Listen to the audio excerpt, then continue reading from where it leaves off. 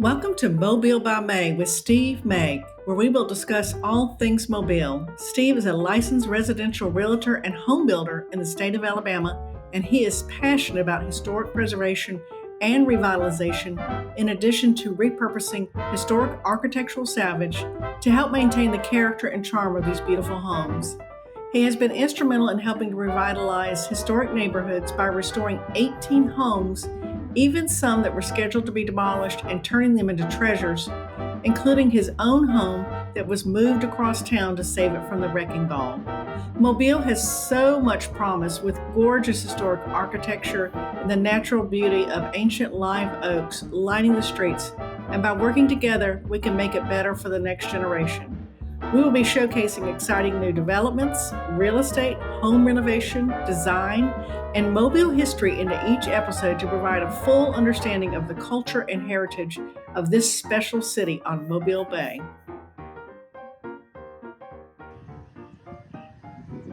Hey, good morning, everyone. We are featuring this month's podcast on shotgun houses.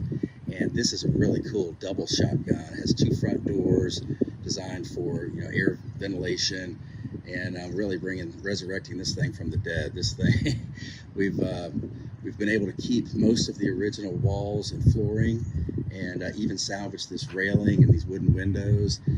But love these mahogany doors on the front, and just be an awesome contributing member to this neighborhood. As we've got another house going up next door. Look at this one, a two-story.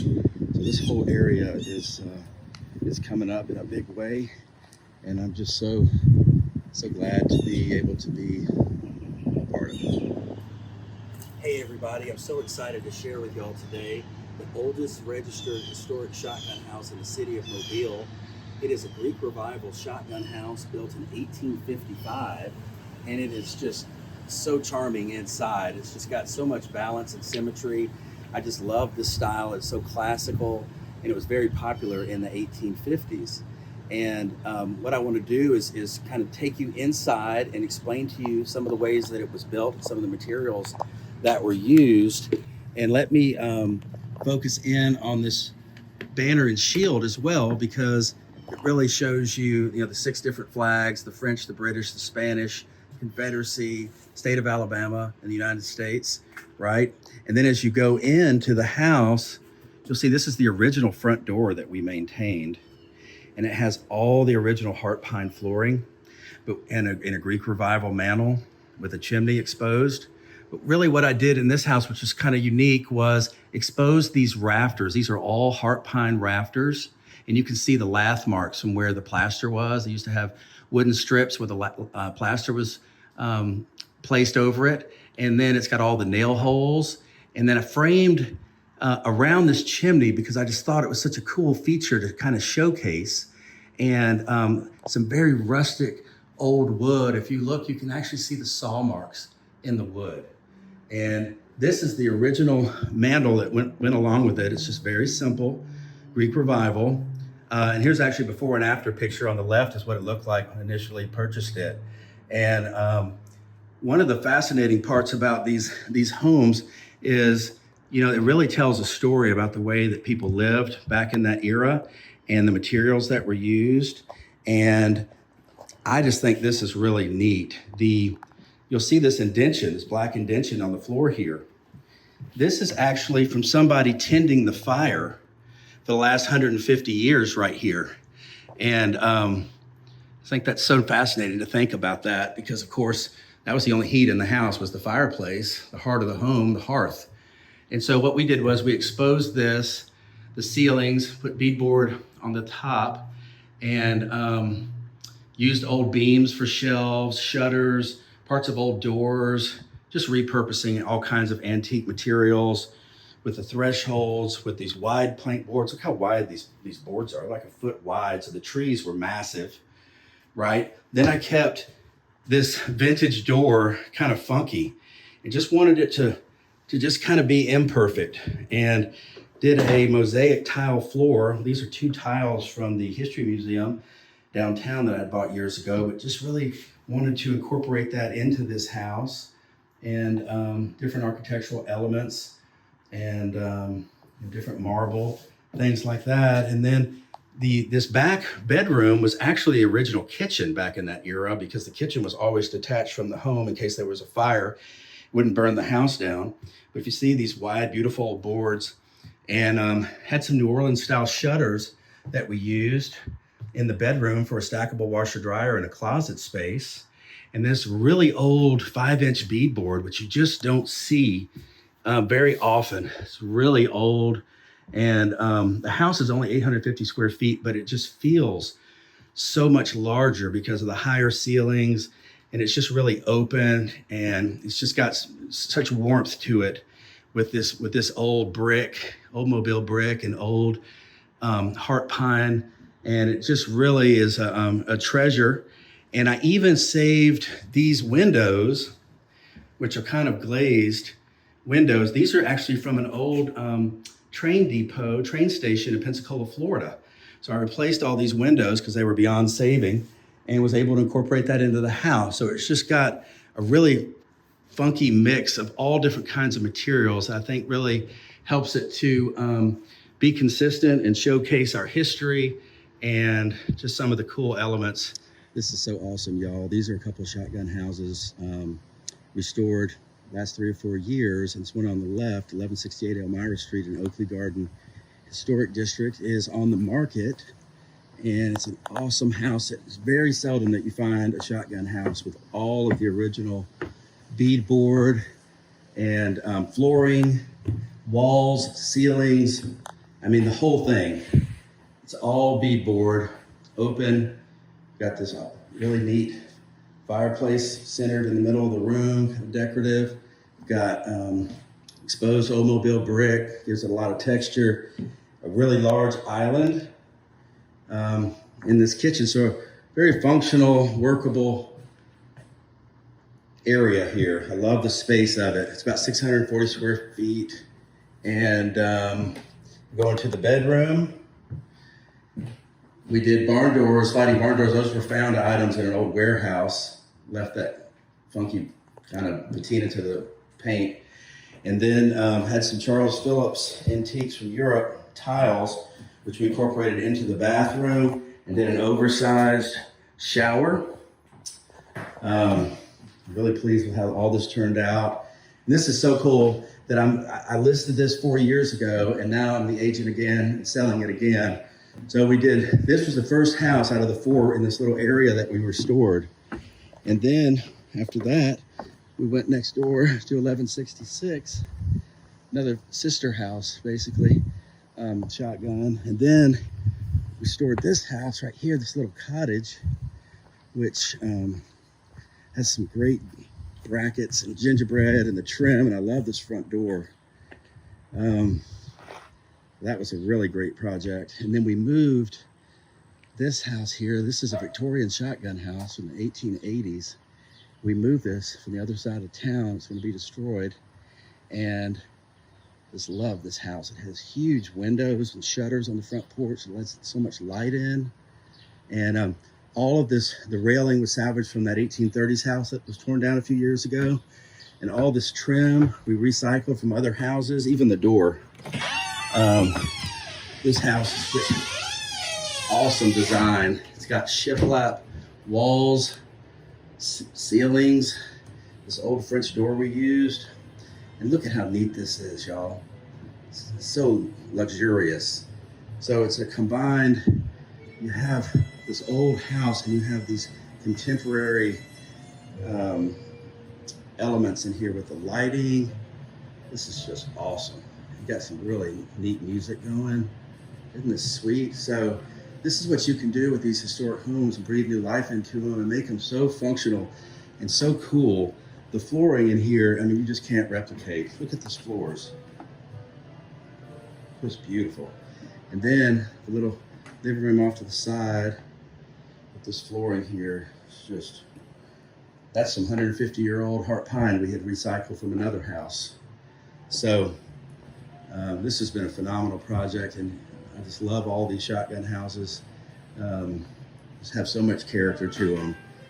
Hey Hey y'all, featuring another shotgun house restored about 10 years ago. This is on Caroline Avenue. This is called the Cottage on Caroline. It's an Airbnb, and the owner was gracious enough to let me kind of showcase this. I wanted to show you all of this was salvaged. The spindles, these turn posts, the shutters. Really were able to reuse a lot of historic material back into this house. See, it's got the banner and shield, kind of the rich history of Mobile and all the different influences that it has. This was actually the original front door. And as you walk in, you can see it's a tiny house, but it's got some great space. It's actually a little bit larger than what you would think inside. And so it's got all beadboard walls and ceilings with oak flooring. And then I had taken some gingerbread trim off an old Victorian house that was demolished and put that in the center here to kind of raise your eye up and create kind of some visual interest with some turn posts, framed it up that way. And then took a bunch of old doors that cut off the panels and made kitchen cabinets out of. So that was kind of a fun thing to do, using some material. Took an old sink and put it on the countertop. And then it's got some really neat trim in here. Some of this decorative trim came off a mansion from many years ago, but see, it's kind of larger. I use that as the casing all throughout the house, give it some visual interest, but it's just really grand for a house. Even these transoms were found. And then took some old marble tile flooring and made like a mosaic floor out of it. And same thing in this bathroom, took an old sink, and then some of this marble I actually found underneath a house, which I thought was beautiful, and repurposed that. Then you go into the back bedroom, and you have closet doors and a water heater, nice space. And I see how the ceiling kind of comes down to go out the back. We added a little back porch to it, and even these columns were actually salvaged. So it's just really gratifying to take old things that most people would throw away, figure out a way to reuse them and make kind of a cool design out of it. So part of what I like to do is, give people some design tips and some different creative ideas with these old houses to really make them sing. And it's got some really good flow in this house. I love the openness of it. So there's a lot you can do in even a little tiny home. I'm gonna show you this photo on the wall. A lot of times shotgun houses you'll see like this, which are all next to each other. We've talked about in a previous video. What that does between the houses, it creates a draft, and it actually helps to keep you cool. And of course they all have front porches, stay out of the sun and get some air circulation, and the air just ventilates right through the front to back door. So just a really awesome little tiny house. Hey everyone, this podcast we're featuring shotgun houses, and several of them that I've restored, and this is the first one. And I've researched this quite a bit, and it's really fascinating that it actually originated from West Africa and then was brought through the Caribbean and then up through New Orleans through enslaved people that brought this housing type from Africa. So it's very functional. It allows air circulation. It's up off the ground. They have a little front porch, and it's called a shotgun because you could fire a gun all the way from the front through the back door, straight through. So it's a really small little house. Later on, they were used for railroad workers, farmers, things like that. You'll often see them close together because what it does is it actually creates its own breezeway by having them so close together. And this house is a really special one because it's the first house I ever worked on and restored, and got me fascinated with architecture and history and how they were designed. And I actually salvaged all of these bricks from the sidewalk from a house next door that burned. And so that was kind of the genesis for me salvaging material. I took the front door off that house, put it on here, wooden windows and mantles and all kinds of parts. And this house is all the walls, the ceilings, floors, they're all heart pine. It's about 350 square feet, probably the smallest house you will ever see. But I took the mantle, and on the other side of this is the kitchen island. So we made it an open concept living room with a little kitchen, and little being the operative word. Look at the Look at you can even see the saw marks in some of the wood. And then it has a little tiny bedroom with the original back door, which I love. It's so kind of primitive. But these little houses are so cool. They have so much history. So I was really passionate about trying to save them. A lot of times they'd been dilapidated, and made a little bathroom out of a closet in here as well. So just kind of wanted to give you an idea of what these look like on the inside. This one is especially unique with all the wood. I had to remove layers and layers of ceilings and drops and all kinds of things to get it back to look like that. And then right next door is a house from the 1860s. It is a Greek Revival Italianate blend, and it was going to be demolished a few years ago. We moved it here and saved it, and I actually sold it to a friend of mine, Mark and Amy Fesherman, who have done a phenomenal job on the restoration. It's a wonderful addition to our neighborhood. You can see it's got great curb appeal. It has the Tuscan columns with a simple kind of classical look, but it has this Italianate balustrade with this design. That repetition is really catchy. This is the original front door, which I love that they were able to keep.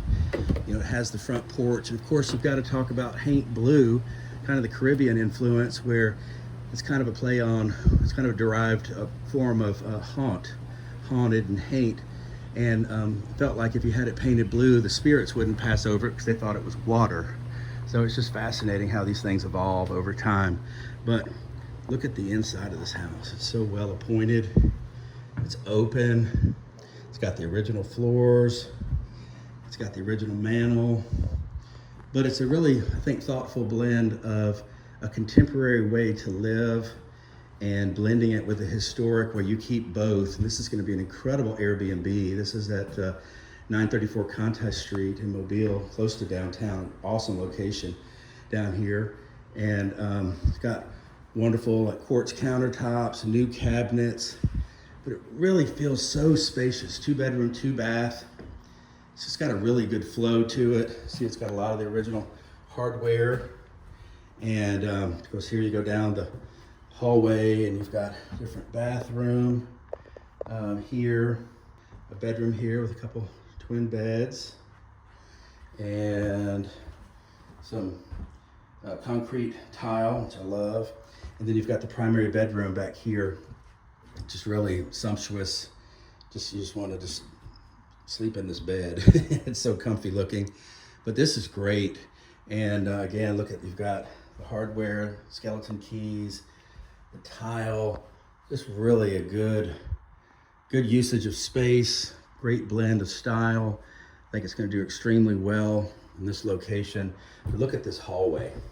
And see, this is what would allow the air to circulate throughout the house and keep you cool. Of course, these were built before we had any type of air conditioning. So just trying to show y'all some of the different styles and how they all contribute as part of our culture and the fabric of our built environment here in Mobile. Thank you for listening to Mobile by May. Please make sure to leave us a review on the podcast platform. Share with your friends on social media. We love questions, so feel free to text us at 601-955-3490 or smay@samwinter.com. You can also follow Steve May on Instagram, Facebook, and YouTube.